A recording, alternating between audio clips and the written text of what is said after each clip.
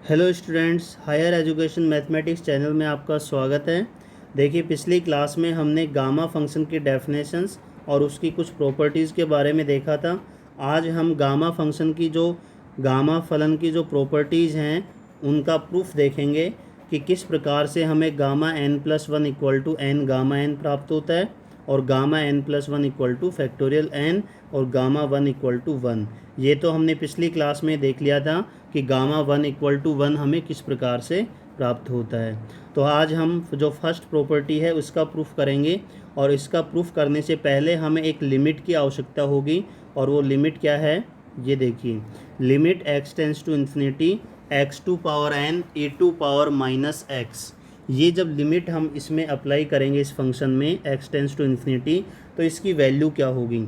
देखिए स्टूडेंट्स, यदि यहाँ पर आप डायरेक्ट अप्लाई करते हो तो एक्स टेंस टू इन्फिनिटी जब इसमें रखोगे तो इनफाइनाइट टू पावर एन और ए टू पावर माइनस इन्फिनिटी प्राप्त होगा। अब इनफाइनाइट की पावर एन क्या होता है, इनफाइनाइट, और ए टू पावर माइनस इन्फिनिटी क्या होता है, शून्य। तो ये क्या बन गया, अनिर्धारीय रूप बन गया। आपने 12th क्लास में पढ़ा होगा, इनफाइनाइट इंटू शून्य क्या होता है, अनिर्धारीय रूप होता है। तो इसलिए हम इसको पहले थोड़ा सिंप्लीफाई करेंगे। अब सिंप्लीफाई किस प्रकार से करेंगे, देखिए, ये जो e to power minus x है इसको हम डिनोमिनेटर में लेकर आएंगे, तो इसको लिख सकते हैं हम x to power n e to power x. तो ये देखिए, हमने यहाँ पर फंक्शन को किस प्रकार से लिख दिया, x to power n upon e to power x. Limit रख देंगे एक्स टेंस टू इन्फिनिटी। अब यहाँ पर जब हम लिमिट अप्लाई करेंगे तो ये भी क्या बनेगा, इनफाइनाइट अपॉन इनफाइनाइट, क्योंकि एक्स की जगह इन्फिनिटी रखेंगे अंश में और हर में भी एक्स की जगह इन्फिनिटी रखेंगे, तो e टू पावर इन्फिनिटी की वैल्यू भी क्या होती है, इन्फिनिटी होती है। इसलिए ये इनफाइनाइट अपॉन इनफाइनाइट की फॉर्म आएगी। तो ये भी अनिर्धारीय होती है, अनिर्धारीय रूप होता है। जब लिमिट रखने पर इनफाइनाइट अपॉन इनफाइनाइट रूप आ जाए तो वहाँ पर डीएल हॉस्पिटल रूल अप्लाई किया जाता है। कौन सा रूल, डीएल हॉस्पिटल रूल। अब डीएल हॉस्पिटल रूल क्या होता है स्टूडेंट्स, जो अंश में फलन दिया गया है उसका अंश में अवकलन कर दीजिए और जो हर में फलन है उसका हर में अवकलन कर दीजिए। तो देखिए, एक्स टू पावर एन का अवकलन क्या होगा, n x to power n minus one, और नीचे क्या है, हर में ई टू पावर एक्स है, तो ई टू पावर एक्स का अवकलन ई टू पावर एक्स। अब जब आप यहाँ लिमिट अप्लाई करोगे तो यहाँ पर भी आपके पास क्या बनेगा, इनफाइनाइट अपॉन इनफाइनाइट, क्योंकि x की जगह इनफाइनाइट रखोगे तो ऊपर इन्फिनिटी और नीचे e टू पावर इन्फिनिटी जिसकी वैल्यू भी क्या होती है, इनफाइनाइट। तो ये इनफाइनाइट अपॉन इनफाइनाइट ही फॉर्म बनेगी यहाँ पर भी। तो यहाँ भी जब इनफाइनाइट अपॉन इनफाइनाइट फॉर्म है तो यहाँ फिर से हम डीएल हॉस्पिटल रूल लगाएंगे, ऊपर वाले फलन का ऊपर अवकलन, नीचे वाले फलन का नीचे अवकलन। तो n तो क्या है, कांस्टेंट है, x to power n minus one का अवकलन क्या होगा, n minus one x to power n minus one minus one. भाई x की पावर n का जो फॉर्मूला होता है अवकलन का, वही फॉर्मूला यहाँ पर अप्लाई करेंगे। तो यहाँ पर देखिए, n तो पहले से था और अभी कितना हो गया, n minus one x to power n minus two, और नीचे क्या है, e टू पावर x। अब जब इसमें लिमिट रखोगे तो अभी भी ये इनफाइनाइट अपॉन इनफाइनाइट फॉर्म ही प्राप्त होगा। तो इसलिए इसमें फिर से डीएल हॉस्पिटल रूल अप्लाई करेंगे और इसका एक बार और अवकलन करेंगे। तो x to power n minus two का अवकलन क्या होगा, n minus two x to power n minus three, और ये कंप्लीट कांस्टेंट है, ये एज इट इज़ होगा यहाँ पर। और नीचे ई टू पावर एक्स का अवकलन क्या होता है, ई टू पावर एक्स। इस प्रकार से जब हम यहाँ पर भी जब लिमिट अप्लाई करेंगे तो यहाँ भी इनफाइनाइट अपॉन इनफाइनाइट फॉर्म ही बनेगी। तो यहाँ पर हमें इसको बार बार डिफ्रेंशिएट करते रहना है, और इसको जब n टाइम्स डिफ्रेंशिएट करेंगे, मतलब इसका n बार अवकलन करेंगे, तो देखिए स्टूडेंट्स हमें क्या रिजल्ट प्राप्त होगा। अब n बार अवकलन करेंगे तो रिजल्ट किस प्रकार से फाइंड आउट करेंगे, इन सभी कंडीशन को ध्यान में रखते हुए। देखिए, जब हमने एक बार अवकलन किया तो यहाँ पर कितना आया, n। जब दो बार अवकलन किया तो n into n minus one, तीन बार अवकलन किया तो n into n minus one n minus two. मतलब एक बार अवकलन किया तो यहाँ पर हमें क्या प्राप्त हुआ, सिर्फ n माइनस जीरो प्राप्त हुआ। भाई n को हम n माइनस जीरो लिख सकते हैं ना, और n माइनस जीरो को हम लिख सकते हैं इस प्रकार से, लिख सकते हैं भाई 1 माइनस 1 क्या हो गया 0, तो ये n माइनस 0 n ही प्राप्त होगा लास्ट रिजल्ट। यहाँ पर देखिए ये है n माइनस 1, हमने जब 2 बार अवकलन किया तो हमें क्या प्राप्त हुआ n इंटू एन माइनस 1, मतलब 2 बार अवकलन किया तो यहाँ 1 प्राप्त हुआ, 3 बार अवकलन किया तो यहाँ पर क्या प्राप्त हुआ 2 प्राप्त हुआ, मतलब लास्ट वाली जो संख्या है वो एक कम प्राप्त हो रही है, जितनी बार अवकलन कर रहे हैं उससे एक कम संख्या प्राप्त हो रही है। 4 बार अवकलन करेंगे तो लास्ट वाली संख्या क्या प्राप्त होगी n माइनस 3, 5 बार अवकलन करेंगे तो लास्ट वाली संख्या क्या प्राप्त होगी n माइनस 4। ऐसे ही जब हम n बार अवकलन करेंगे तो हमें रिजल्ट प्राप्त होगा n into n minus 1, n minus 2, n minus 3 dot dot n minus 1। n बार अवकलन प्राप्त करेंगे तो लास्ट में क्या प्राप्त होगा n से एक कम संख्या, मतलब n माइनस 1। और n माइनस 1 कितना प्राप्त होगा, n से n कैंसिल, माइनस और माइनस प्लस, तो कितना प्राप्त होगा 1 प्राप्त होगा। तो देखिए यहाँ पर जब हम इसको n बार अवकलन करेंगे इसका, तो हमें प्राप्त होगा n into n minus 1, n minus 2, n minus 3, n minus 4 dash dash dash dash n minus 1। ये कितनी बार अवकलन किया, जब n बार अवकलन किया तब हमें ये प्राप्त हुआ। ठीक है, अब देखिए इसको जब हम हल करेंगे तो लास्ट में कितना प्राप्त होगा 1 प्राप्त होगा। तो यहाँ पर फॉर्मूला बन गया n into n minus 1, n minus 2 dash dash dash 1, और 1 से पहले क्या प्राप्त होगा, इसमें 2 प्राप्त होगा, यहाँ तो 1 प्राप्त होगा, यहाँ 2, यहाँ 3, ऐसे प्राप्त होगा हमें। अब x की पावर देखिए कितना आएगा, x2 पावर यहाँ कितना है n माइनस 1, एक बार अवकलन किया तो n में से 1 घटेगा, 2 बार अवकलन किया तो -2, 3 बार अवकलन किया तो -3। तो ऐसे ही जब n बार अवकलन करेंगे तो x2 पावर कितना आएगा n माइनस n, और n माइनस n कितना हो जाएगा 0, तो x2 पावर 0, और अपोन में e की पावर x का आप चाहे जितनी बार अवकलन करें e की पावर x ही प्राप्त होगा। अब देखिए स्टूडेंट्स, जो ऊपर संख्या है वो क्या बन गई, x2 पावर 0 की वैल्यू तो 1 होती है, तो ये संख्या बन गई फैक्टोरियल n, ये फैक्टोरियल n ही होता है, तो factorial n upon e2 power x।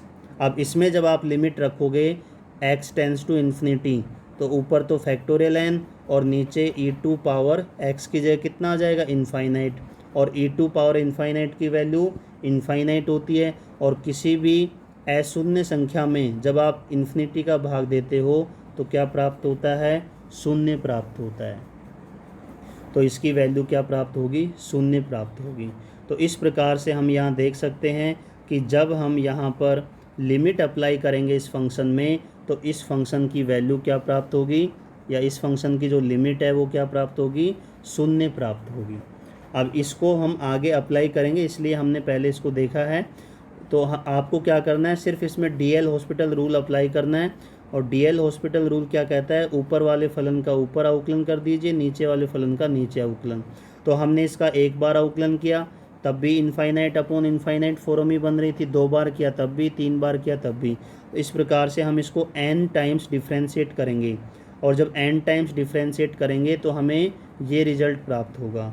ये रिजल्ट लिखना कैसे है, इनको ध्यान में रखते हुए कि जब एक बार अवकलन किया तो n माइनस 0 प्राप्त हो रहा है, 2 बार अवकलन किया तो n लास्ट में क्या प्राप्त हो रहा है n इंटू एन माइनस 1, 3 बार अवकलन किया तो n into n minus 1, n minus 2, मतलब जो लास्ट वाली संख्या है वो एक कम प्राप्त हो रही है।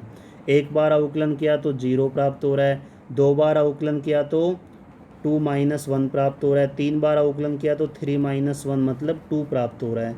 ऐसे n बार अवकलन करेंगे तो क्या आएगा n माइनस, मतलब n से एक कम प्राप्त होगा, यहाँ पर n माइनस 1 प्राप्त होगा जो कि 1 के इक्वल है। तो इसकी जो वैल्यू है वो कितनी हो जाएगी 0। जब लिमिट अप्लाई करेंगे तो इसकी वैल्यू शून्य होगी।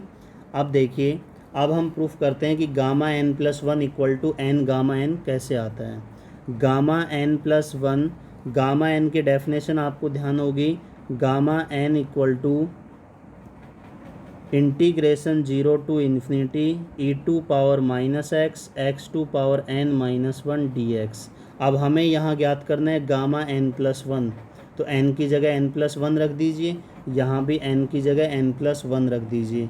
तो ये देखिए जब n की जगह n प्लस वन रखेंगे तो हमारे पास फॉर्मूला बनेगा integration 0 to infinity e to power minus x to power n plus one minus one.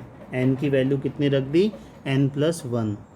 अब यहाँ पर जब n से n plus one minus one में 1 से 1 कैंसिल, रिजल्ट आएगा integration 0 to infinity e to power minus x to power n। अब हम इसको बाई पार्ट मेथड या खंडस समाकलन से इसका समाकलन करेंगे।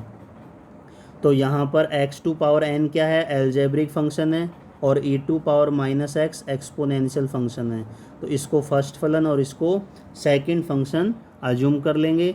तो खंडस समाकलन में समाकलन किस प्रकार से करते हैं, फर्स्ट फलन एज इट इज़ और सेकंड फलन का समाकलन।